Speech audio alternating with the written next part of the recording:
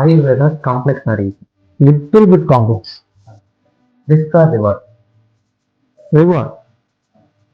One book that every Ayurveda student should read. Ashtanga. What is your dream regarding the future of Ayurveda? I think my dream is in every area, lot of practitioners you should come and practice. One myth about Ayurveda that you want to. ஆக்சுவலாக ஆயுர்வேதா வந்து ரொம்ப slow அப்படின்னு சொல்றது வந்து it's a myth. If you were not a doctor, what will you be? Maybe அது ஒரு இன்ஜினியராக இருந்தது. Okay sir. இன்னைக்கு இருக்கிற ஸ்டூடெண்ட், ஏன்னா இன்னைக்கு வந்து சிலபஸ்லாம் மாறிடுச்சு. அப்போ இருந்து ஆயுர்வேதத்துக்கும் இப்போ இருந்ததுக்கு இருக்கு மாடலும் சேர்த்து படிக்கிறாங்க. ஒரு ஸ்டூடெண்ட் எந்த அளவுக்கு எந்த ஒரு கண்ணோட்டத்தில் ஆயுர்வேதத்தை படித்தா அவங்க ஒரு கரெக்டான ஒரு ஆயுர்வேதத்தை வந்து மக்களிடையே கொண்டு போய் சேர்க்க முடியும், கரெக்டான ஒரு ப்ராக்டிஸ் அவங்க பண்ண முடியும். இல்லை, அதாவது நிறைய பேர் வந்து இப்போ கேட்குற கேள்வி வந்து, இப்போ நான் அத்தியனா சீரியஸில் எடுக்கும்போது கூட நிறைய மாடர்ன் ஆஸ்பெக்ட்ஸ்லாம் சொல்கிறேன். அப்போ நிறைய பேருக்கு அது கான்ட்ரவர்சியாக இருக்குது, எதுக்கு மாடர்ன் தெரிஞ்சுக்கணும் அப்படின்னு. இப்போ நம்ம வந்து ஃபஸ்ட் ஸ்டாண்டர்ட்லேருந்து 12th ஸ்டாண்டர்ட் வரைக்கும் நம்ம படித்து வரும்போது என்ன படிக்கிறோம்னா, நம்ம மாடர்ன் தான் படிக்கிறோம். நம்ம வந்து ஆட்டம், மாலிக்யூல், நியூட்ரான், புரோட்டான் இதெல்லாம் தான் படிக்கிறோம் இல்லையா? நியூக்ளியஸ் இதெல்லாம் படிக்கிறோம். ஸோ கெமிஸ்ட்ரி நிறைய மாலிக்யூல்ஸ் எல்லாம் படிக்கிறோம். நமக்கு வந்து ரசம் அப்படின்னு சொன்னாலுமே அது வந்து பாதரசம் ஆகுது, சின்ன பார் அப்படின்னு சொன்னாதான் நமக்கு புரியுது. ஃபர்ஸ்ட் எடுத்தோடனே ரசம்னா என்னன்னு தெரியாது. தெரியாது. அதே மாதிரி வந்து நிறைய கான்செப்ட் இப்போ வந்து ஃபர்ஸ்ட் இந்த பிரதோஷத்தை பற்றி படிக்கும்போது கமம் அப்படின்னு சொன்னா நம்ம என்ன நினைப்போம், சளி அப்படின்னு தான் இல்லையா? ஏன்னா நம்ம வந்து பிளம் இப்படி நம்ம வந்து மாடர்ன் கான்செப்ட் தான் படிச்சிருக்கோம். இது வந்து ஒரு ஏன்ஷியன் சப்ஜெக்ட். நம்ம வந்து குணசித்தாந்தம், பஞ்சமகாபூதத்தை அடிப்படையாக கொண்டது, ரசத்தை அடிப்படையாக கொண்டது, குணங்களை அடிப்படையாக கொண்டது, வீரியத்தை அடிப்படையாக கொண்டது, விவாதத்தையும் பிரபாவத்தையும் அடிப்படையாக கொண்டதுங்கிறதெல்லாம் வந்து ஆயுதத்துடைய பேசிக் தத்துவம். ஆனா நம்ம படிக்கிறது முதல்ல இருந்து படிச்சு நம்மளுடைய மைண்ட்லயும் பிரெயின்லயும் ரெஜிஸ்டர் ஆயிருக்கிறது மாடர்ன். இப்போ ஒருத்தர் வந்து கிருத்ரசி அப்படின்னு சொன்னா, கிருத்ரசியை நம்ம எப்படி எக்ஸ்பிளைன் பண்ணாலும் ஏதாவது ஒரு விதத்துல அந்த ஸ்டூடெண்ட்டுக்கு ஒன்று சொல்லணும், இது வந்து it is equal to sciatica, it is correlated with sciatica, hemiparesis அப்படின்னு சொல்றோம். இப்போ பக்ஷாகாரம்னு சொன்னாலுமே அந்த ஹெமிபேரசிஸ் சொல்லும் போது கொஞ்சம் ஈஸியா புரியும். எக்ஸாக்டா அது கிடையாது, எக்ஸாக்ட் கோரிலேஷன் கிடையாது. ஆயுர்வேத சாஸ்திரத்தை பொறுத்த வரைக்கும் டிசீஸுக்கு நாமன் கிளேச்சரே தேவையில்லை. ஒரு ரோகத்தினுடைய ஒரு அவஸ்தை, ஒரு விகிருத அவஸ்தை, தோஷ தூஷங்களுடைய விகிருத அவஸ்தை ஒவ்வொரு நோயாளிக்கும் அது மாறுபடும். ஒரு நோயாளிக்கு இருக்கக்கூடிய காசம் இன்னொரு நோயாளி கிடையாது, ஒரு நோயாளிக்கு இருக்கக்கூடிய சுவாசம் இன்னொருத்தருக்கு கிடையாது, இவருக்கு கொடுக்கக்கூடிய மருந்து இவருக்கு கிடையாது. ஏன்னா we analyze and we understand the body as well as the universe, medicine, everything in terms of ரசகுண வீரிய விபாக பிரபாவம். அதே மாதிரிதான் வந்து நம்ம வந்து என்ன பண்றோம், டயக்னோசிஸ்லேயே பேசிக்கா படிச்சிடறோம். தூஷ்யம் தேசம் கலம் பலம் காலம் மணலம் பிரகதின் பயா சத்துவம் சாத்தியம் அதான் ஆகாரக அவஸ்தாசு பிருதக்விதாக இப்படி படிச்சிடறோம்.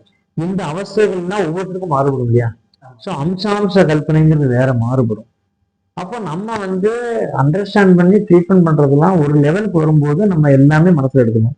நான் எப்பவுமே சொல்லுவேன், ஒரு பேஷண்ட் வந்தாங்களா டயக்னோஸ் பண்றதுக்கு எத்தனை நேரம் எடுத்துக்கலாம், ஆனா பிரிஸ்கிரிப்ஷன் உடனே எழுதிடலாம்.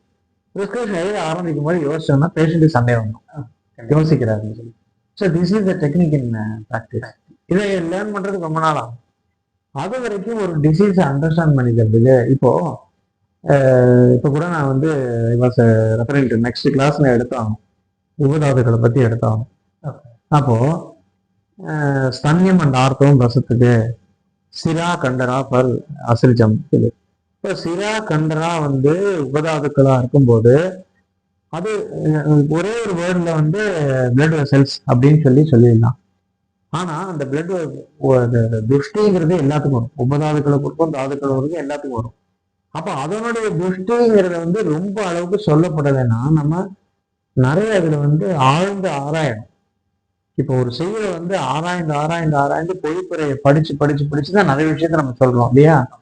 அதே மாதிரி நம்ம கமெண்ட்ரியில போய் தேடி நிறைய தேடி தேடி தேடி நிறைய விஷயங்களை சொல்லும் போது அதை வந்து மாடர்ன் டேர்ம்ஸோட ஒப்பிட்டு சொன்னா மட்டும்தான் புரிய வரும்.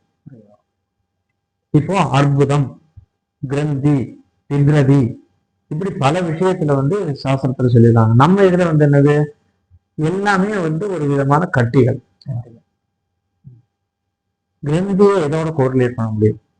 அப்போ ஒன்று போய் சிஸ்டிக் லீஷன் அப்படின்னு சொல்லும்போது அவனுக்கு கொஞ்சம் ஈஸியா புரியும். ஏன்னா அதுக்கு ரெஃபரன்ஸும் அதுக்கு உண்டான இது விஷயங்கள் நிறைய கிடைக்குது. அப்ப நம்ம கொஞ்சம் நான் அதை வந்து அதே இதுல போனோம், அந்த மாதிரி மாடர்ன் டேர்ம்ஸ்லயே போகணும் சொல்லுவாங்க. பட் மாடர்ன் ஆஸ்பெக்ட்ல லேர்ன் பண்ணி அண்டர்ஸ்டாண்ட் பண்ணிக்கிறது நமக்கு இன்னும் கொஞ்சம் கூட டயக்னோசிஸ்க்கு ஹெல்ப்ஃபுல்லா இருக்கும். அதனால modern knowledge very very essential. இன்னொன்று வந்து சொல்ல போனா இதை வந்து எந்த அளவுக்கு வந்து எல்லாரும் எடுத்துப்பாங்கன்னு தெரியல. அலோபதிக் டாக்டர்ஸ் நம்ம சயின்ஸ் படிக்க வேண்டிய அவசியம் கிடையாது, அவங்களுக்கு பெரிய அளவுக்கு படிக்க வேண்டாம். ஆனா நம்ம வந்து மாடர்ன் சயின்ஸ் தெரிஞ்சிருக்கணும். ஏன்னா இன்னைக்கு Ayurveda medicines or Indian system of மெடிசனோ ஆயுஷோ யூஸ் பண்றவங்க வந்து 5% இருக்காங்கன்னு வச்சுக்கோங்களேன். 95% வந்து மாடர்ன் மெடிசன் ப்ராக்டிஸ் பண்றாங்க, மாடர்ன் மெடிசன் யூஸ் பண்றாங்க. சரி, ஒரு காமன் கம்ப்ளைண்டா இருந்தாலும் சீரியஸான விஷயமா இருந்தாலும் மாடர்ன் மெடிசன்ட்டு போறாங்க. அதுக்காக நம்ம மருத்துவத்தை வந்து அவங்க வந்து அங்கீகரிக்கலான்னு அர்த்தம் கிடையாது. சரி, பேஷண்ட்ஸுக்கும் காமன் மேனுக்கும் டிஃபரன்சியேஷன் தெரியும். இன்னைக்கு கூட ஒரு பெரிய ஹாஸ்பிட்டலுடைய நிறுவனருடைய அம்மாவுக்கு ஆஸ்டியோஆர்த்ரைட்டிஸ், ஒரு கால் வந்து மடங்கவே இல்லை, நீண்டே தான் இருக்கு. ஸோ இப்போ நான் நீங்க வரதுக்கு முன்னாடி கூட நான் போய் அவங்களுக்கு வித்தகரமா அக்னிகரமா பண்ணிட்டு தான் இருக்கேன். அப்போ என் கூட நின்று அதை பார்த்துட்டு இருந்தவங்க எம்டி ஓஜி, அவங்க மகள், அவங்க தான் அந்த ஹாஸ்பிட்டலோட ஓனர். அவங்க நின்று பார்க்குறாங்க நம்ம என்ன செய்யறோம்னு சொல்லிட்டு. They respect our system. அதே மாதிரி ஒரு ஆர்த்தோபெடிக் சர்ஜன், அவருக்கு நான் இங்க வச்சு நான் வித்தகரமா பண்ணி விட்டுருக்கேன் சிவியர் பேக் பெயினுக்கு. அவர் அடுத்த நாள் சொல்றாரு நல்ல பெட்டர் ஆயிடுச்சு, பெயின் அவ்வளவு குறையும் இல்லை அப்படின்னு. ஸோ நம்ம சிஸ்டத்தை அவங்க வந்து அங்கீகரிக்க தான் செய்றாங்க. ஆனாலும் மாடர்ன் சிஸ்டம் ஆஃப் மெடிசின் வந்து எங்கேயோ வளர்ந்து போயிருக்கு. நம்ம அந்த அளவுக்கு இன்னும் வளர்த்து கொண்டு போகணும் கண்டிப்பா. அதனாலதான் இன்னைக்கு என்ன பண்றாங்க அப்படின்னா ஆயுர்வேதா அண்ட் இன்டகிரேட்டிவ் மெடிசன் அப்படின்னு சொல்லி ஒரு ஹாஸ்பிட்டலே பெங்களூர்ல ஓபன் பண்றாங்க, ஒரு கோர்ஸும். அதனால என்னன்னா மாடர்ன் மெடிசினுடைய அந்த சாராம்சத்தையும் அதோடைய நாலேஜையும் நம்ம வந்து கண்டிப்பா எடுத்தாகணும். எதுக்குன்னா டயக்னோசிஸ்க்கு ரொம்ப முக்கியம். இந்த இடத்துல ஒரே சின்ன எக்ஸாம்பிள் சொல்றேன். நிறைய ஹைப்பர்டென்சிவ் மெடிசன்ஸ் இருக்கு. இப்போ ஹைப்பர்டென்சிவ் மெடிசன்ஸ் நான் எழுதணுங்கிற அவசியமே இல்லை, நீங்க லேர்ன் பண்ணீங்கன்னா ஒரு பேஷண்ட் வரும்போது பெரிய ஃபைலோட வரும். he comes with lot of informations and medicines. நீங்க வந்து அது என்னன்னு தெரிஞ்சுக்கணும். பேஷண்ட் அவனுக்கு தெரியுது, அவன் கூகுள் பண்ணி பார்த்து இது என்ன மருந்துன்னு சொல்லிடலாம். நேற்று கூட ஒரு பேஷண்ட் வந்தார், அவர்கிட்ட ஐ வாஸ் ஸ்பீக்கிங் அபவுட், பயங்கர வெல்வர்ஸ், அவர் காமன் மேன் தான். அவர்கிட்ட நீங்க இந்த எடுத்திருக்கக்கூடிய மெடிசன் வந்து பீட்டா பிளாக்கர் சார், அதுக்கு இந்த சைட் எஃபெக்ட் இருக்குன்னா அவர் சொல்றாரு, அப்படியா சார், நான் இது கால்சியம் சேனல் பிளாக்கர்னு நினைச்சேன். யார் சாதாரண காமன் மேன், நம்ம அதை தெரிஞ்சுக்கிறது இல்லை. So I was explaining him, sir there are 4 types of medicine in modern for anti-hypertensive. First is beta blocker, second is calcium channel blocker, third is ACE inhibitor, and fourth one is diuretics. எங்களோட medicine எங்க இருக்குன்னு அவன் கேட்கும்போது சொன்னேன், எங்களோட வந்து டயூரசிஸ், அதே மாதிரி மேல பிரெயின்ல அந்த சப்ரசண்டா எங்களோட மேல மருந்து வேலை பார்க்குது. அப்போ நான் I was post to say him that sarpagandha was not given for hyper tension in Ayurveda, because hyper tension ஒன்று கிடையாது. ஆயுர்வேதத்தில் அந்த ரத்த சம்பந்தம்னு புதுசா கண்டுபிடிச்ச வேர்டு கிடையாது. தியான வாயுவினுடைய ஒரு மோசமான ஒரு நிலை, அது பிறந்த நிலை தான் ஹைப்பர் டென்ஷன். பிகாஸ் தியான வாயு இஸ் த ஒன்லி வாயு which is travelling all over the body. Except தியானம் மற்ற எதுவுமே போறதில்லை. அப்போ தியான வாயு ஹிருதயஸ்தமா இருந்து எல்லா இடத்துக்கும் பரவி ஹைப்பர் டென்ஷனை உண்டாக்கணும் போது அது அதிகமாக ரத்த சம்பந்தம் உண்டாக்கும்போது எங்கேயாவது ஒரு இடத்துல பிரேக் ஆகி ஹெமரேஜ் வரலாம். ஸோ இதை வந்து நம்ம வந்து இதோட கோஆர்டினேட் பண்ணி புரிஞ்சுக்கிட்டு, இப்போ ஆன்டி ஹைப்பர் டென்ஷன் எல்லாரும் எழுதாம இருக்காங்களா? கிட்டத்தட்ட 100கணக்கான மருந்து இருக்கு சர்பகந்தா வச்சு. சர்பகந்தா ஏரியர் கிவன் ஃபார் வாதவியாதி அண்ட் கிருமிகரம். அதுக்கு வந்து ரத்த சம்பந்தம்னு குணமே கொடுக்கல. ஆனா நம்ம வந்து பிரெயினையும் ஹிருதயம் எல்லாமே ஒரே இடத்துல தான் சொல்லியிருக்கோம். ஹிருதயம் சேதனா ஸ்தானம் சொல்லியிருக்கோம். அதனால மாடர்ன் கான்செப்டை வந்து கொஞ்சம் கொஞ்சம் நம்ம எடுத்துட்டு புரிஞ்சுக்கணும். இப்போ கொஞ்ச நாள் முன்னாடி வரைக்கும் வந்து we can use to see lot of prescriptions of antihypertensives. பார்த்தீங்கன்னா அட்டினாலால், அமிலோடிபின் இந்த காம்பினேஷன்லேயே வரும். இந்த மெடிசின்ஸ் வந்து நிறைய ஆன்டி ஹைப்பர்டென்சிவ்ஸை பார்த்தோம்னா they cause water retention, fluid retention. இப்போ ஒரு பேஷண்ட் வந்து காலில் பெரிய வீக்கத்தோட வரும், சோகம். ஓகே, நம்ம உடனே என்ன பண்ணுவோம்னா சோகமா ஒரு சம்பிராப்தியை மனசில் வச்சுட்டு அவங்களுக்கு டையூரிசிஸ், சோககரமாக உள்ள மெடிசின்ஸு, பூச்சி எல்லாம் கொடுப்போம். ஒரே ஒரு சின்ன நாலேஜ், நீங்கள் ஹைப்பர்டென்சிவ் ஏதாவது ஆன்டிபயோட்டிக்ஸ் எடுக்கிறீங்களா?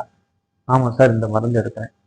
அவங்கள்ட்ட இந்த மருந்து எடுத்தால் ஃப்ளூயிட் ரிட்டன்ஷன் இருக்கும், நீங்கள் உங்கள் ஃபிசிஷியன்ட்ட போய் இந்த மருந்தை மாற்றி வேற ஏதாவது வாங்கிக்கோங்க அப்படின்னு ஒரு நாலேஜ் மட்டும் நீங்கள் எழுதி கொடுக்க வேண்டாம். அந்த ஒரு கான்செப்ட் நம்ம புரிஞ்சிருக்கணும். புரிஞ்சா அவன் அதை தெரிஞ்சுக்கிட்டான்னா உடனே அங்கே போய் மாற்றி வாங்கிட்டு கால் வீக்கம் போயிடும். we cannot simply extend our treatment. என்ன நீ கொடுத்தாலும் அந்த மருந்து மாற்றாத வரைக்கும் யூரின் அந்த ஃப்ளூயிட் ரிட்டன்ஷன் போகாது. அது மாதிரி ஒவ்வொரு மெடிசின்ஸுக்கும் இப்போ சில மெடிசின்ஸுக்கு வந்து பால்பிட்டேஷன் வரும், சில மெடிசின்ஸுக்கு வந்து எக்ஸசிவ் இது வரும், சில மருந்துகள் சாப்பிடும்போது பார்த்தீங்கன்னாக்கா விக்கல் வரும். இந்த மாதிரி மருந்துகளுடைய தன்மையை கூட நம்ம புரிஞ்சு வச்சுட்டு நம்ம ப்ராக்டிஸ் இம்ப்ளிமெண்ட் பண்ணோம்னா we can diagnose things very easily. Okay, அதனால மாடர்ன் கான்செப்ட் கூட சேர்த்து படிக்கணும்னு தான் என்னுடைய. அதே சமயம் சார் மாடர்ன் கான்செப்ட் படிக்கிறாங்க, ஓகே. இன்னொன்று இந்த சிலபஸ் அப்படிங்கிற ஒரு விஷயம் காரணமா நம்ம ஆயுர்வேதத்தில் சொல்லப்பட்டிருக்கிறதே பாதி படிக்காமல் விட்டுறாங்க. எக்ஸாமுக்கு பாஸ் ஆனால் போதும் அப்படிங்கிற மாதிரியான சில மைண்ட் செட்டில் இருக்காங்க. அவங்க அவங்க என்ன சார் பண்ணணும்? ஏன்னா அவங்களுக்கு வந்து பாஸ் ஆகணும், ஒரு வேலைக்கு போகணுங்கிற ஒரு எண்ணம் தான் மனசில் இருக்கு. அந்த சமயத்துல படிக்க வேண்டிய விஷயங்களும் அவங்க இறந்தாங்க. அதுதான் நான் வந்து எப்போ சொல்லுவேன், லேர்னிங் இஸ் அ ப்ராசஸ். நான் இன்னைக்கும் படிச்சுட்டு தான் இருக்கேன், நான் முழுமையெல்லாம் தரலை. நான் படிச்சது ஆயுர்வேதங்கிறது ரொம்ப கம்மி தான். புக் நாலேஜுங்கிறது எனக்கு இன்னைக்கு என்ன கேட்டான்னா ஒரு 50-60 யோகம் சொல்லுவேன். மீதியெல்லாம் ரெஃபர் பண்ண தான் செய்வேன். எனக்கும் மறதியெல்லாம் வரும். நானும் படிக்காத விட்ட எவ்வளோ போர்ஷன்ஸ்லாம் இருக்கு. அப்போ என்ன செய்யணும் அப்படின்னா, நீங்க உள்ள வந்ததுக்கு அப்புறமே அப்படியே இருக்கக்கூடாது, அப்டேட்ன்றது வரும். இன்னைக்கு மாடர்ன் பீப்புளும் அப்டேட் பண்ண தான் செய்யறாங்க. அவங்க இன்னைக்கு இருக்கக்கூடிய ப்ராக்டிஷனர்ஸ்க்கு, சீனியர் ப்ராக்டிஷனர்ஸ்க்கு பல புது மெடிசின் சரியில்லை. அவங்களுக்குமே அப்டேஷன் வேண்டியது. அதனாலதான் we have to have CMAs, continued medical education வந்து இந்த இதுல இருந்தே ஆகும். எந்த ஃபீல்டில் இருந்தாலும் நீங்க வந்து அப்டேட் ஆகிட்டே தான் இருக்கணும். அப்ப நம்ம சாஸ்திரத்துல திருப்பி படிக்கிறது என்ன இருக்கு? அசாங்க எடுத்து பாராயணம் பண்றவங்க எவ்வளவு பேர் இருக்காங்க, டெய்லி வந்து வாசிக்கிறவங்க இருக்காங்க.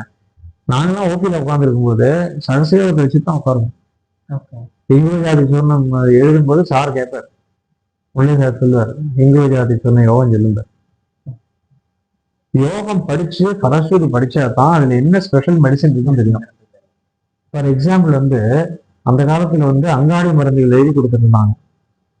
ஒரு யோகம் இருக்கும், அந்த வைத்தியனுக்கு உள்ள யுக்தி நமக்குலாம் பெரிய ஒரு விஷயம் இருக்கு. நீ என்ன கல்பிக்கிறியோ, நீ என்ன எழுதி கொடுக்குறியோ அது போறோம், அதுதான் வைத்தியம்னு சொல்லி நமக்கு வந்து என்டாஸ் பண்ணியிருக்காங்க.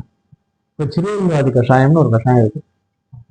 சிறுவில்வ புனர்ணவ வன்னி அபயா கனநாகர சைந்தவ பக்குஜலம் புதகீல பகந்தர குன்ம கிருமிகினம் ஜடராக்னி விவர்த்தனம் ஆசுனாம்ங்கிறது யோகம். ஃபர்ஸ்ட் 1.5 ஸ்லோகம், 1 லைன் வந்து யோகம், 2வது 1 லைன் பதஸ்தானம்.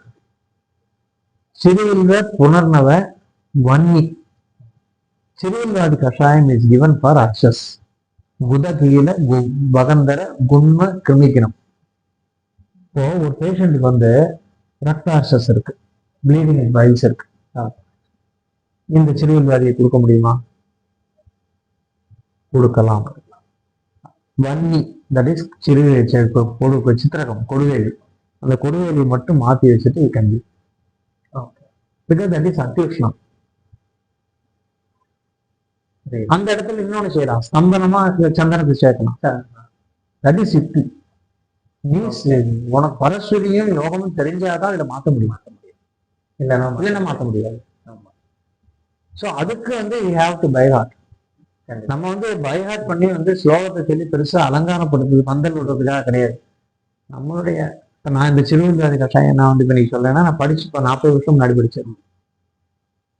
நம்ம வந்து படிச்சா அதை பிரயோகம் பண்றது ஈஸி, இல்லையானா ரெஃபர் பண்ணிட்டே உட்காந்து அந்த இடத்துல அது இருக்காது எப்படி தெரியும்? சரி. அப்போ நீங்க சிலபஸுக்காக படிக்கிற ஒரு பக்கம் இருந்தாலும் சம்ஹிதைகளை படிச்சே ஆகணும். மூல சித்தாந்தத்தை படிச்சே ஆகணும். ஆயுர்வேதம் மாதிரி வெல் டாக்குமெண்டட் சயின்ஸ் எங்கேயுமே கிடையாது. அண்ட் நாங்கெல்லாம் படிக்கும்போது இல்லாத எத்தனையோ புக்கை நான் வாங்கி அதுக்கப்புறம் படிச்சிருக்கேன். வங்கசேன சம்ஹிதை கேள்விதான் பட்டிருக்கேன், படிச்சது இல்லை, வாங்கினது இல்லை, படிச்சது இல்லை. படிக்கும்போது இப்போ வாங்கி வச்சிருக்கேன். வேலை சம்ஹிதையை வாங்கி வச்சிருக்கேன், அறிவு சம்ஹிதை எல்லாம் படிக்கிறேன். எல்லாமே நம்ம வந்து லேர்ன் பண்றோம். ஏன்னா நம்மளுடைய லேர்னிங்கிறது ப்ராசஸ், அதுக்கு வயசெல்லாம் கிடையாது. அதனால வந்து சிலபஸுக்குன்னு படிச்சாலுமே அதுக்கப்புறம் நீங்க வந்து படிக்க முன்னாடி பிஏஎம்னு ஒரு கோர்ஸ் இருந்தது, அதுல சிகிச்சா தேர்டுன்னு ஒரு பேப்பர் உண்டு. சிலபஸ்ல என்ன தெரியுமா, மொத்தம் ஆயுர்வேதம். சிலபஸ்ல ஒண்ணுமே கிடையாது. எடுப்பாங்க, எங்க இருந்தாலும் கொடுப்பாங்க. சிகிச்சா ஸ்தானத்திலிருந்து எடுக்கலாம், எந்த இருந்து எடுக்கலாம், அதுல இருந்து எடுக்கலாம், எதையும் கேட்க முடியாது. மொத்தம் ஆயுர்வேதம் படிக்க. ஸோ அது மாதிரி தான் இது வந்து சிலபஸ் அப்படிங்கிறது காலகாலமா மாறும். அது வந்து நிறைய பாலிசி மேக்கர்ஸோடைய கையில இருக்கு, அதெல்லாம் விட்டுடலாம். நம்ம வந்து ஒரு நல்ல ஒரு ப்ராக்டிஸ் ஆகிறதுக்கு எங்க இருந்தாலும் இருக்கலாம். இத்தனை நாள் நம்ம பண்ணாத யுத்த கர்மத்தை இப்ப திரும்ப சுஷ்ருத சமுதாயோட இதுல இருந்தும் ஆச்சாரிகளோட கைடன்ஸ் இப்ப நம்ம பண்ண ஆரம்பிக்கலையா? அது மாதிரிதான் எதை வேணா நம்ம பண்ணலாம், எதை வேணா படிக்கலாம், தப்பே கிடையாது. இப்போ ஒரு ஸ்டூடெண்ட் வந்து ஒரு ஆயுர்வேதத்தை சூஸ் பண்றாங்க அப்படின்னா அவங்களோட ஃபியூச்சர் என்னவா இருக்கும் அப்படின்னு நீங்க நினைக்கிறீங்க? ஏன்னா இப்போ அவங்க இருக்கிறாங்கன்னா ஒரு 10 or 15 years கழிச்சு ஆயுர்வேதம் அப்போ எப்படி இருக்கும், அவங்களோட ஃபியூச்சரா என்ன இருக்கும் ஒரு பிஏஎம் ஸ்டூடெண்ட்? இல்ல, ஆயுர்வேதம் வந்து எத்தனை அப்படியே தான் இருக்கும், அதுல எந்த வித மாற்ற கருத்தும் கிடையாது. நீங்க அதை மாஸ்டர் பண்ணிக்கணும். இப்போ பிஏஎம்எஸ் படிக்கணும். இப்போ நிறைய பேர் வந்து தன்னிச்சையா படிச்சவங்க இருப்பாங்க. என்ன மாதிரி வந்து ஒரு உந்துதல்ல அப்பா கொண்டு சேர்த்தாரு அப்படிங்கிற மாதிரி யாரோ ஒருத்தருடைய கைடன்ஸ்ல படிச்சவங்க இருப்பாங்க. சில பேர் படிக்கிறது பிடிக்கல, தெரியல, வெரி இன்ட்ரெஸ்ட் இல்லைன்னு விட்டு போறவங்க இருப்பாங்க. ஆனா இப்போ பிஏஎம்எஸ் படிக்கணும், நமக்கு வேலை வாய்ப்பு எல்லாம் இருக்குமா, ஃபியூச்சர் நல்லா இருக்குமா, அது நிச்சயம் முக்கியம் இல்லை. ஒரு கரியர் கைடன்ஸ் பண்ணுங்க. என்ன கேட்டா நம்ம மாதிரி ஆயுர்வேத டாக்டர்ஸ் யாரு இப்போ இந்த ஃபீல்டில் இருக்கோமோ நம்ம வந்து இதை வந்து எடுத்து சொல்லி இந்த மருத்துவத்துக்கு வாங்க படிங்க, இதனால நிறைய பிரைட் ஃபியூச்சர் இருக்கு, நிறைய ரிசர்ச் ஆக்டிவிட்டிஸ் எல்லாம் பண்ணலாம், நிறைய பெரிய லெவலுக்கு கொண்டு போறோம். ஏன்னா இந்திய மருத்துவம், இந்தியாவுடைய பழம்பெருமையான மருத்துவம் அது. இதை வந்து லெவலுக்கு எப்படி வேணா பண்ணணும். ஃபார் எக்ஸாம்பிள் நான் டெல்லியோ, ஒரு காலத்துல LSPSSன்னு ஒரு இயக்கம் இருந்தது, லோக் சுவாஸ்திய பரம்பரா சம்பர்தன் சமிதி, தர்ஷன் சங்கரோடது. சயின்ஸ் அண்ட் டெக்னாலஜி டிபார்ட்மெண்டோட சேர்ந்தவங்க நிறைய ஃபண்ட்ஸ் எல்லாம் வந்து வாங்கிட்டு வந்து குரு சிஷ்ய பரம்பரையா போய் குருக்கள்கிட்ட எல்லாம் போய் படிக்கணும். கண்ணு, சாலாக்கியம், அதே மாதிரி மர்மம், இதெல்லாம் படிக்கிறதுக்கெல்லாம் குரு தேடி சிஷ்யர்களை கொண்டு விட்டாங்க. அதுக்கு அடுத்தது அதே LSPSSல இருந்து தோன்றினதான் FRLS. எவ்வளவு பெரிய ஒரு ஆர்கனைசேஷன். 400-500 பிளான்ஸ்ல இருந்த டேட்டாவை கிட்டத்தட்ட 9700 வரைக்கும் கொண்டு போயிருக்காங்க. பிளான் டேட்டா ஒர்க் பண்ணி கொண்டு போயிருக்காங்க. பெரிய ஹாஸ்பிட்டல் இருக்கு.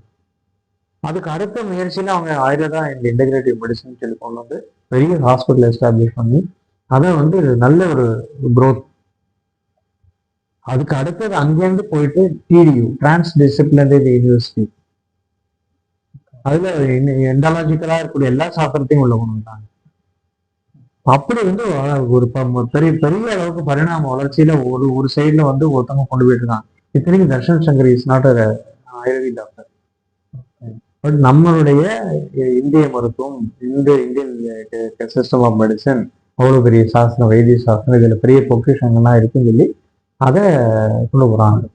இன்னும் சொல்ல போனா தமிழ்நாட்டுல வந்து ப்ரீ இண்டிபெண்ட் எராலையும் ஈவன் போஸ்ட் இண்டிபெண்ட் எரால ஏகப்பட்ட ஆயுர்வேதிக் டாக்டர்ஸ் இங்க இருந்திருக்காங்க. ஆயுர்வேதம் வந்து மக்களா இருந்திருக்கு.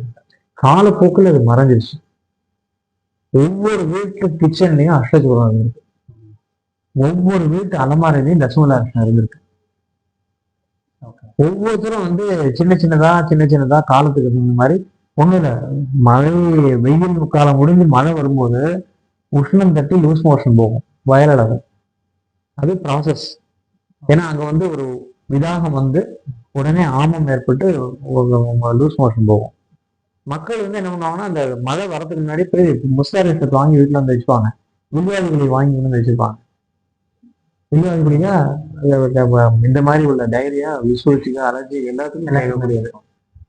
முஸ்தாரிசத்தை வாங்கினது தீவன பாஜனம், கிராகி, அதை கரெக்டா சாப்பிடுவாங்க. அவங்களுக்கு தெரியல ப்ராப்ளம் இருக்காது. இன்னைக்கு அந்த நாலேஜ் எங்க போச்சு? அஷ்டஜூர்ணத்தை பத்தி சொன்னா நீங்க வந்து அஷ்டஜூர்ணத்தை என்ன பண்றாங்க? டேப்லெட் ஃபார்ம்ல சாப்பிடுங்க.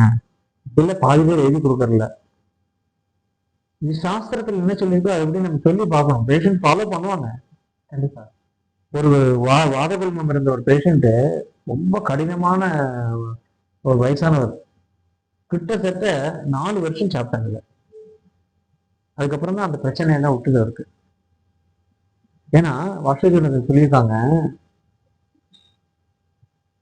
திருகலமாட்டியம் ஓஜம் சைந்தவம் ஜீரகேஜ் தான் வரும், வரிசையா வரும். சர்வம் சமாசம் அஷ்டமோ ஹிங்குபாகா வச்சுட்டு பிரதம கபல போஜ்யாக சர்பிஷா விமர்சிதோவா.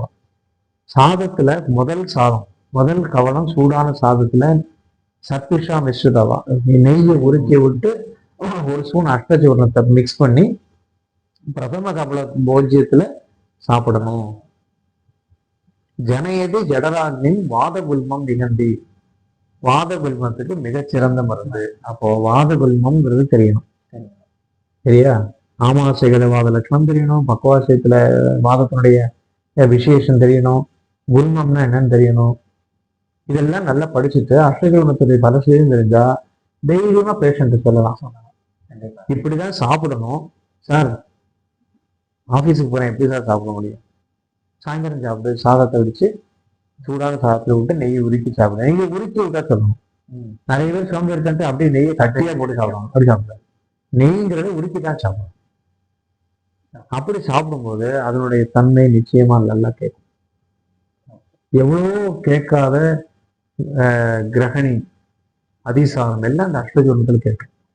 ஏன்னா ஜடயேது ஜடதான்னு, ஜடதா அக்னிமாந்தியத்தை வந்து உண்டாக்கினாலே போதும், எல்லா வியாதியும் தெரியாது. ஏன்னா ரோகா சர்வேதி மந்தாக்னோ சொல்லிடும். மந்தாக்னினால்தான் பல்வேறு நோய்கள் வருது. ஸோ இதெல்லாம் வந்து நம்ம இந்த கான்செப்டை புரிஞ்சுட்டு நம்ம அதையே வந்து சொல்லணும். நீ இதை இப்படி சாப்பிடு, இந்த மாதிரி சாப்பிடு. அப்படி நம்ம வந்து நல்ல ஒரு என்ன சொல்றது, ஃபுல்லா இந்த இடத்து படிச்சுட்டே இருக்கணும், வாசிச்சுட்டே இருக்கணும். நிறைய விஷயங்கள் கமெண்ட்ரியில கிடைக்கும், ஸ்லோகத்துல கிடைக்காது. அப்படி ஒரு விஷயம் தான் எனக்கு கிடைச்சது சமீபத்துல. நிறைய பேஷண்ட் பார்த்தீங்கன்னா ஈகோலி அப்படிங்கிற இன்ஃபெக்ஷனுக்கு ட்ரீட்மெண்ட்டே இல்லாமல் இருந்தது. என்ன செஞ்சாலும் இப்போ நன்மாதிரி சந்திரபவாடி, கங்கவசம், மங்கவசம், திருவங்கவசம் போயிட்டு வந்துடும். கொஞ்சம் குறையும், திருப்பி பார்ப்போம்.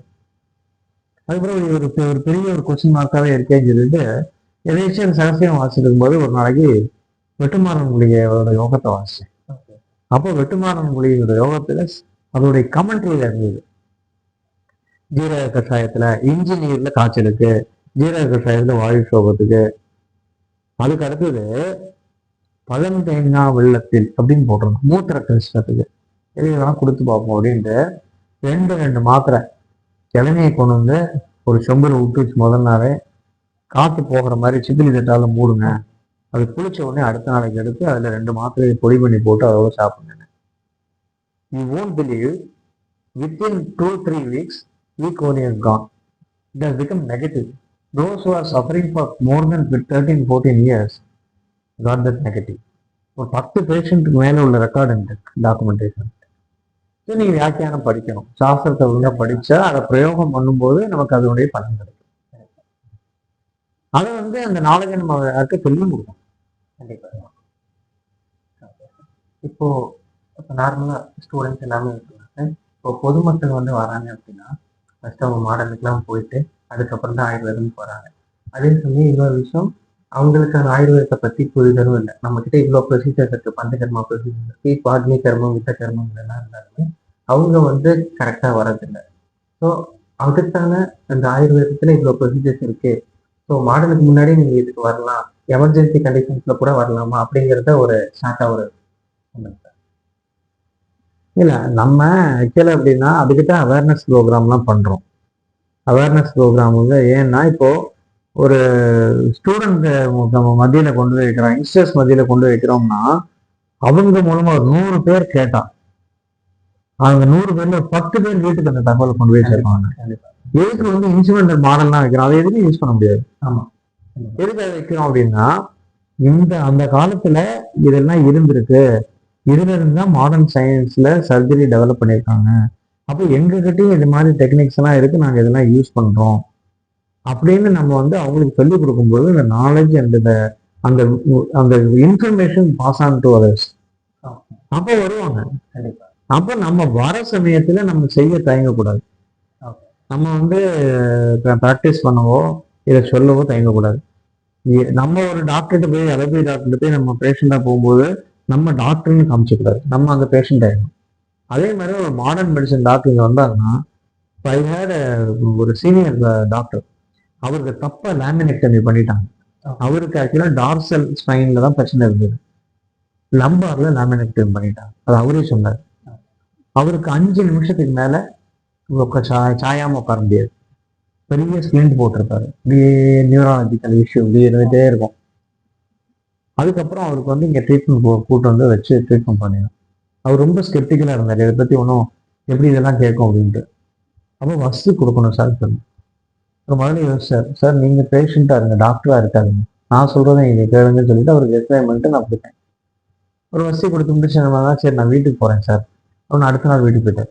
சார் யோகா வசதி 3 வசதி கொடுக்கணும் அப்படின்னு பரவாயில்ல சார் ஒரு மாதிரி இருக்கு நான் வந்துடுறேன் அப்படின்னு போயிட்டார். அதுக்கப்புறம் திருப்பி நெக்ஸ்ட் வீக் வந்தார், இன்னொரு அடுத்த வசதி எடுத்தார், 2 வசதி எடுத்தார். இப்போ 3 வசதி முடிஞ்சது. சரி சார் நான் மெடிசின் மட்டும் சாப்பிடுங்க, யூ ஓன்ட் பிலீவ் 10 நாள் பேசி எனக்கு இன்னொரு வசதி கொடுங்க. யோகா வசதி முடிஞ்சது. அந்த ஸ்கெப்டிக்கலா இருந்த டாக்டர் வந்து சார் அந்த வஸ்து ஏதோ செய்யுது சார் எனக்கு. ஸோ அதை வந்து அவங்க அந்த புரிஞ்சுக்கணும். அதை நம்ம வந்து ஒரு டாக்டரா இருக்காரு, இவருக்கு எப்படி போய் அனசு வசதி கொடுக்கறது அப்படின்னு நம்ம யோசிக்கவே கூடாது.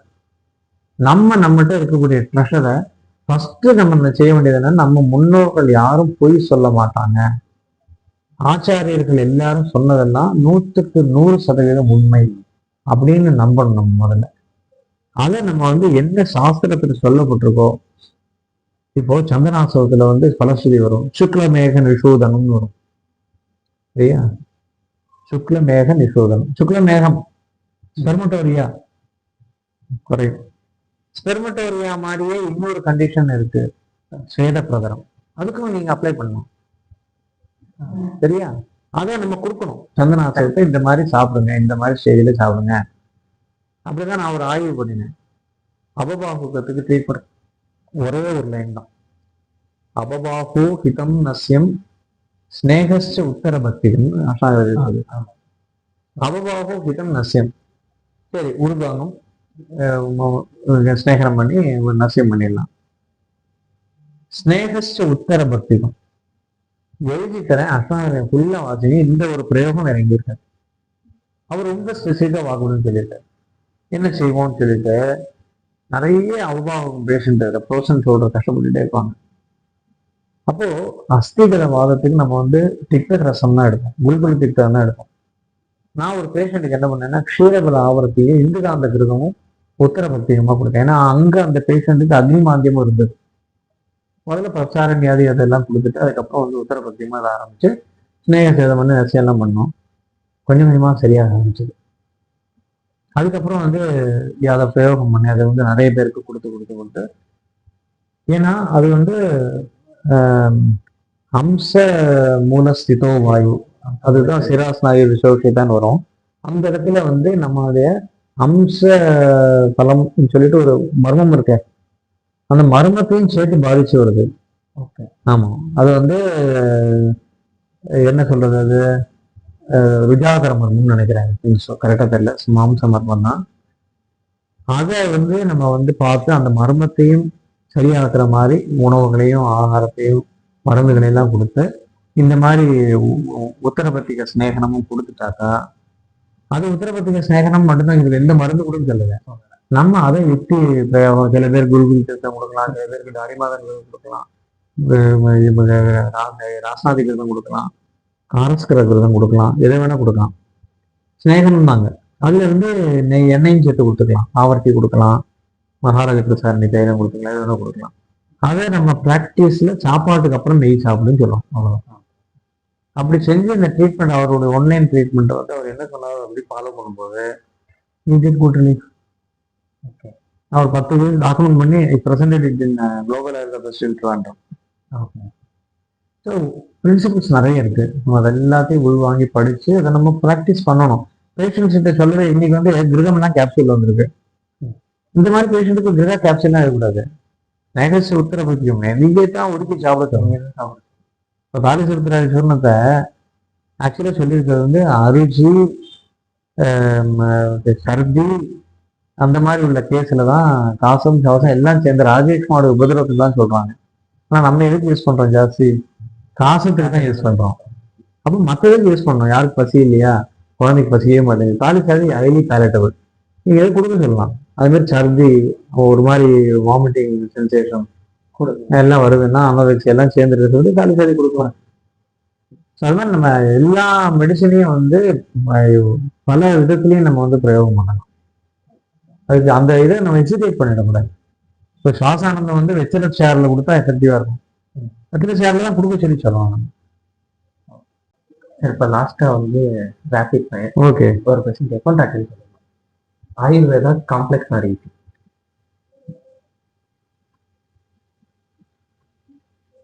Little bit complex. Risk or reward? Reward. One book that every Ayurveda student should read. Ashtanga Hridayam. What is your dream regarding the future of Ayurveda? Actually, my dream is in every area, lot of practitioners should come and practice. Only then there will be healthy competition. இல்லைன்னா மோனோப்ளி தான் இருக்கும். இந்த மோனோப்ளி இருக்கக்கூடாது. இப்போ நான் practice பண்ணுறேன், என்னுடைய ரொம்ப வருஷமா இங்கே இருக்காரு இவர் தான் அப்படின்னு ஐடென்டிஃபை பண்ணி அந்த ஐடென்டிட்டி இருக்கக்கூடாது. there should be lot of Ayurvedic doctors in and around. So that எனக்கும் வந்து ஹெல்த்தி காம்படிஷன் தேவையாக இருக்கும். நானும் அவங்களோட காம்பீட் பண்ணி நிறைய ஒன்று ரொம்ப வந்து ரெக்டிஃபைடாக என்னுடைய ப்ராக்டிஸை கொண்டு போக முடியும். One myth about Ayurveda that you want to take. 1 minute. Myth.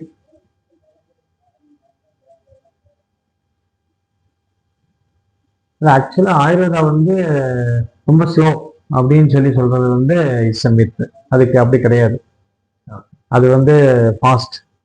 வியாதிகள் வந்து எவ்வளோ ஏர்லி ஆன்செட்ல நம்மகிட்ட வருதோ அது மாதிரி மெடிசனும் ஃபாஸ்ட்டாக ஆக்ட் பண்ணும் ஆயுர்வேத மெடிசன். ஒரே ஒரு சின்ன எக்ஸாம்பிள் தான். இப்போ பிரமேகத்துடைய பூர்வ ரூபம் ஒன்று இருக்கு. பூர்வ ரூபங்கிறது எப்போ வருது அப்படின்னா ஸ்தான சமுச்சயத்துக்கு முன்னாடி இருந்தோம் அமராவதியில். அப்போ அதில் வந்து சொல்லியிருப்பாங்க, பாக்ககா சிக்கனதா தேகு, உடம்புல அங்கங்கே புண்ணு வருது, ஒட்டி பிடிக்கும். அதே மாதிரி இன்னொரு சிம்டம் உண்டு, பிரபூத ஆவிரம் ஊத்துறதா, நிறைய நீர் போகும், டர்பிடா இருக்கும் யூரின். இப்போ அந்த அவஸ்தையில பூர்வ ரூபமாக இருக்கக்கூடிய அவஸ்தையில பிரமேகத்தை ஐடென்டிஃபை பண்ணிட்டோம்னா நம்ம உடனே சம்பிராப்தி விகடனம் பண்ணலாம். பண்ணினா அவனை முழு பிரமேக ரோகி ஆகாம நம்ம பார்த்துக்க முடியும். அது மாதிரி நம்ம வந்து அந்த கரெக்டான இதை வந்து நம்ம வந்து ஆயுர்வேதத்தை பிரயோகம் பண்ணணும் அப்படின்னாக்க we can treat so many diseases. Why is the Ayurveda organization not strong as like the Indian medical association? Because we are a handful of people. இப்போ இந்தியன் மெடிக்கல் அசோசியேஷனுமே நம்ம சொல்கிறோம். அது வந்து அதுலேயே நம்ம நீங்கள் நினைக்கிற மாதிரி இப்போ பெரிய அளவுக்கு கோஆப்ரேஷனாக இருக்கான்னு சொன்னாக்கா எனக்கு தெரிஞ்சு இல்லை. இப்போ 1000 பேர் இருக்கக்கூடிய ஒரு இடத்துல 100 பேர் இருந்தால் நமக்கு பெருசாக தெரியுது. 100 பேர் இருக்கிற இடத்துக்கு 10 பேர் தான் வரும். ப்ரொபோர்ஷன் எல்லாம் ஒன்று தான். நமக்குள்ள உள்ள பெரிய யூனிட்டி இல்லை. ரெண்டாவது வந்து என்னன்னா எல்லாருக்கும் ஒரு பெரிய கொஸ்டின் மார்க் இருக்கு, இந்த அசோசியேஷனுக்கு வந்தால் என்ன கிடைக்கும் அப்படின்ட்டு. நம்ம எல்லாரும் யூனிட்டியா இருந்தா பல விஷயத்த சாதிக்க முடியுங்கிறத நினைக்க மாட்டேங்கிறாங்க. ஒரு ஒத்த நூலை ஈஸியா பிடிச்சி எடுத்தா அது அறந்துடும். ஒரு 10 நூல் சேர்ந்து இருந்தா அத்தாலும் அறாது. ஸோ அதனால யூனிட்டி ஸ்ட்ரென்த்துங்கிறது புரியணும். புரிஞ்சா அந்த அசோசியேஷன்ஸ் எல்லாம் ஸ்ட்ராங் ஆகிடும். இன்னொரு விஷயம், ஆயுர்வேதம் இந்த ஹிந்து டெக்ஸ்ட்டை தவிர வேற எங்கேயாவது அதிகமாக சொல்லப்பட்டிருக்கா? ஆக்சுவலா அவங்களுக்கு ஒண்ணு தெரியணும், அதர்வ வேதம்ங்கிறது வந்து ஆயுர்வேதத்தினுடைய மெயின் மூலம், சரியா? அதர்வன வேதத்துடைய இன்னொரு ஃபார்ம் தான் வந்து இவங்களுடைய முஸ்லிம்ஸுடைய டைப் ஆஃப் அந்த ஒரு பாங்கு எல்லாம் இருக்கு இல்லையா, அவங்க அவங்க ஊதுறது எல்லாமே, அவங்க சொல்றதெல்லாம் ஈவன் ரிக்வேதத்திலேருந்து கொஞ்சம் அதர்வநாயகத்துலேருந்து கொஞ்சம் இருக்கு. நமக்கு அது புரியல, நமக்கு அவங்களுடைய இது புரியாதனால நமக்கு தெரியல. எல்லாமே உள்ள அடங்கித்தான் இருக்கும்னு நினைக்கிறேன். இன்னொன்று வந்து பார்த்தீங்கன்னா, இந்து சாஸ்திரம்ங்கிறது ரொம்ப பூர்வமான ஒரு சாஸ்திரம். 2000 வந்து ஒரிஜின் ரொம்ப வருஷம் முன்னாடி உள்ளது. அப்படி ஒரிஜின் ரொம்ப வருஷம் முன்னாடி இருக்கும்போது அந்த காலத்துல ஒரே ஒரு ரிலீஜன் தான் இருந்திருக்கும். ரிலீஜன்ங்கிறதெல்லாம் நம்ம வந்து பேர் அதுக்கப்புறம் வந்தாங்க. பட் வந்து அந்த இடத்துல இப்போ பேர்லாம் இருந்தார். நீங்க வேதத்துல எங்கேயாவது வந்து இந்து சாஸ்திரம்னு சொல்லியிருக்கா? கிடையாது. அதனால வந்து அப்ப இருக்கிறதுல ஒரு சாஸ்திரம் தான், ஒரு மனித இனம் தான். மனித இனத்தை காக்கிறதுக்காக பிரம்மாஸ்மி பாயுஷ வேதம் பிரஜாபதி மதிக்கிற இப்படி வந்தது. நம்ம அதை வந்து கிளாஸ் பின்னாடி உள்ளவங்கலாம் வந்து இதை வந்து இப்படி சமஸ்கிருத ஸ்லோகத்துல இருக்கிறதுனாலே அது அப்படி பார்த்தா நம்ம வந்து we follow pure vegetarian ethics in Hindu சாஸ்திரம் இல்லையா? சோ கால்டு பாப்புலரா இருக்கக்கூடிய பெரிய பெரிய தெய்வங்களுக்கெல்லாம் யாரும் வந்து அசைவத்தை படைப்பது கிடையாது, சரியா? இந்த சின்ன சின்ன காவல் தெய்வங்களுக்கெல்லாம் கொடுப்போம். ஆனா 1000 மாம்ச வர்க்கம் சொல்லியிருக்கு, மத்ஸ்ய வர்க்கம் சொல்லியிருக்கு, சரியா? நிறைய மருந்துகள்ல பிருகச்சாகலக அதிகிருதம், அதே மாதிரி அதிமாம்ச ரசாயனம், கோமூத்திர ஹரிதகி, எவ்வளவு விஷயங்கள் இருக்கு, மூணாவது தைலம், எல்லாத்துலயும் வந்து நான் வெஜிடேரியன் இருக்கு. அப்போ சாஸ்திரம் வந்து வெஜிடேரியன் நான் வெஜிடேரியன்லாம் பிடிக்கல, எல்லாமே ஜெகத்தேவ மனௌஷதம் நகின் ஜித் தான் ஆயுர்வேத சாஸ்திரத்தை பொறுத்த வரைக்கும். நம்ம வந்து பின்னாடி வந்து சாஸ்திரம் வந்து பொய் சொல்லாது, சம்பிரதாயங்கள் மாறி மாறி. Last question, if you are not a doctor what you will be? ஆக்சுவலா வந்து நான் வந்து பிஏஎம்எஸ் படிக்கிறதுக்கு முன்னாடி I wanted to be an engineer. அப்புறம் அப்பாவோட கைடன்ஸ் வந்து அந்த காலத்துல நமக்கு தனியா டிசைட் பண்ண தெரியாது இல்லையா? ஸோ மேபி அது ஒரு இன்ஜினியராக இருந்திருக்கேன் நான். Okay sir, thank you sir. இவ்வளோ நேரம் உங்களோட ஷெடியூலில் பண்ணி போயிருக்கீங்க. ரொம்ப தேங்க்யூ சார். Thank you sir.